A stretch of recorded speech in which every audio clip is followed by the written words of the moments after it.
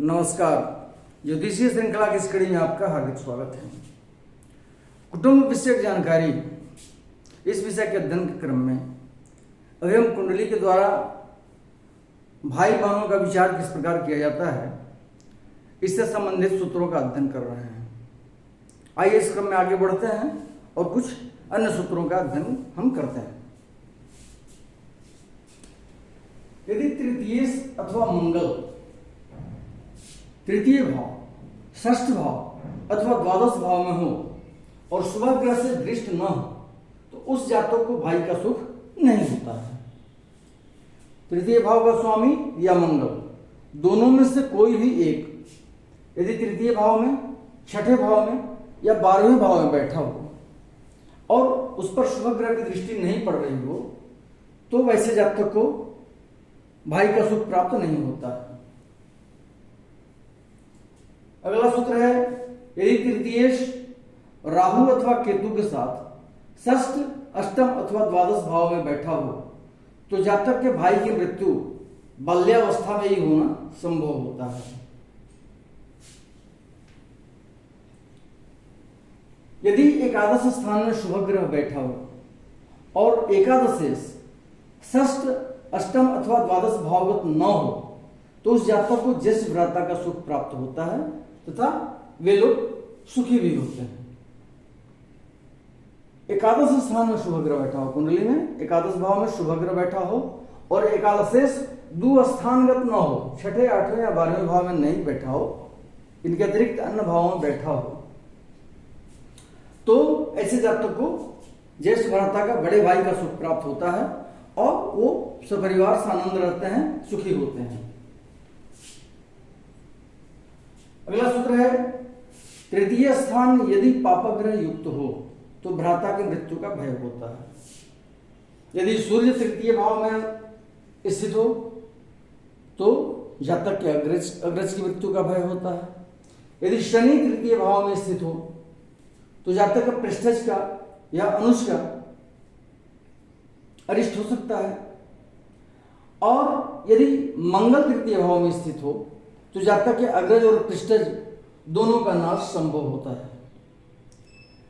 यदि तृतीय स्थान में स्थित सूर्य, शनि या मंगल, इन तीनों में से कोई भी ग्रह पर यदि किसी पाप ग्रह की दृष्टि पड़ रही हो तो ये जो फल बताए गए हैं ये उक्त फल अवश्य घटित होते हैं जातक की जिंदगी में।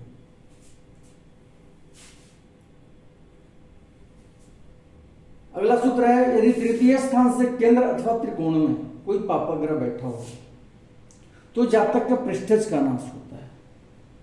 परंतु तृतीय स्थान से केंद्र या त्रिकोण में शुभ ग्रह बैठा हो तो छोटे भाइयों की वृद्धि होती है। और तृतीय स्थान से केंद्र अथवा त्रिकोण में शुभ और पाप दोनों प्रकार के ग्रह स्थित हों तो वैसी स्थिति में मिश्रित फल होता है। तृतीय स्थान से केंद्र या त्रिकोण में, तृतीय स्थान से केंद्र कौन सा होगा जानते हैं, इसको अपोक्लिम बोलते हैं। तृतीय भाव, षष्ठ भाव, नवम भाव और द्वादश भाव ये अपोक्लिम कहे जाते हैं, जो तृतीय स्थान से केंद्र, षष्ठ, नवम और द्वादश भाव है। और त्रिकोण कौन होते हैं, जिसको हम काम त्रिकोण के बारे में पहले पढ़ चुके हैं। तृतीय भाव, सप्तम भाव और एकादश भाव ये काम त्रिकोण कहे जाते हैं। तो तृतीय से त्रिकोण कौन हुए, सप्तम भाव और एकादश भाव। तो यदि तृतीय भाव से केंद्र में या त्रिकोण में पापग्रह की स्थिति हो तो जातक के पृष्ठज का नाश होता है, जातक के अनुज का नाश संभव होता है। परंतु यदि तृतीय स्थान से केंद्र में या त्रिकोण में शुभ ग्रह की स्थिति हो तो जातक के भाइयों की वृद्धि होती है, छोटे भाइयों की। और यदि तृतीय भाव से केंद्र या त्रिकोण में शुभ ग्रह और पाप ग्रह दोनों स्थित हों तो वैसे जातक को मिश्रित फल होता है। भाइयों के लिए अरिष्टकर भी होता है और शुभकर भी होता है। ग्रहों के बलाबल की स्थिति के अनुसार हम उसका आकलन करेंगे। अगला सूत्र है, यदि तृतीय और भ्रातृ कारक ग्रह मंगल दोनों पर शनि की दृष्टि पड़ रही हो तो भ्राता का नाश होता है। तृतीय भाव का स्वामी और भ्रातृकारक ग्रह जो मंगल होता है, दोनों पर शनि की दृष्टि पड़ रही हो। इसी प्रकार यदि चंद्रमा पर शुभ ग्रह की दृष्टि न हो और 3 पाप ग्रहों की दृष्टि चंद्रमा पर पड़ रही हो, तो वैसी स्थिति ही भ्राता का नाश होता है। इसमें इस सूत्र में 2 सूत्र समाहित हैं। पहला क्या कहा जा रहा है कि तृतीयेश और भ्रातृकारक ग्रह मंगल दोनों पर शनि की दृष्टि पड़ रही हो कुंडली में, तो भ्राता का नाश होता है। और इसी प्रकार चंद्रमा पर कोई शुभ ग्रह की दृष्टि नहीं पड़ रही हो और 3 पाप ग्रह एक साथ चंद्रमा पर अपनी दृष्टि डाल रहे हो, तो भी भ्राता का नाश होता है। ज्योतिष शास्त्र में तृतीय स्थान में पाप ग्रह का रहना अच्छा माना जाता है, परंतु पाप ग्रह का तृतीय स्थान में रहना भाई के लिए अशुभ होता है। तृतीय स्थान में यदि चंद्रमा के साथ केतु रहे तो लक्ष्मी इत्यादि के लिए जातक को शुभ होता है, परंतु यदि तृतीय स्थान में केवल राहु रहे, अकेला राहु तृतीय स्थान में बैठा हो, तो जातक के भाई के लिए अशुभ होता है।